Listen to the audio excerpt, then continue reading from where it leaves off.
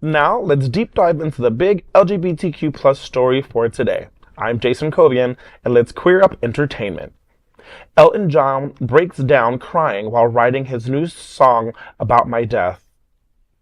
Elton John and Brandi Carlile are days away from releasing their deeply personal new album, Who Believes in Angels?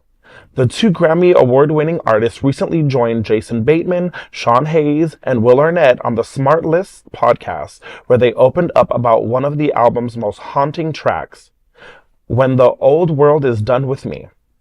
Elton John revealed that the song addresses his own mortality. He said, and I quote, "I just broke down for 45 minutes and it's all on film," unquote. Noting that the footage will appear in the album's companion documentary, Who Believes in Angels?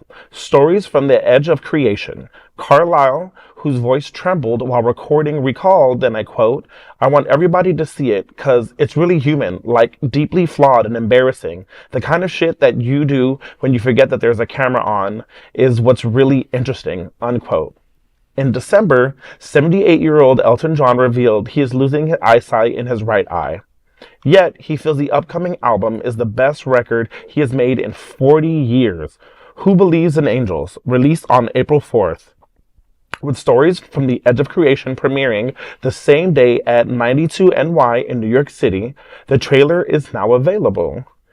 I mean, I think this is going to be amazing. You know, a real artist can tell a story and make you feel something. And the more genuine they are to and connected to that story, you can feel it. Yeah. I can't imagine people who are going to hear this who are, you know, having to watch their parents age, who are them facing aging on your own and not relate to that when you hear authenticity, especially the way that he has done for years. Yeah. Oh.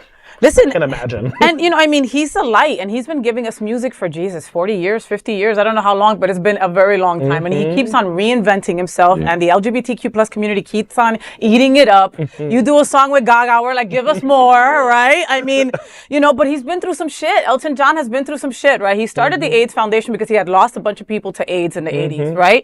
And then, you know, he made friends with Ryan White. And if you guys remember who Ryan White was, he was the kid that had AIDS back in the 80s, I want to say it was.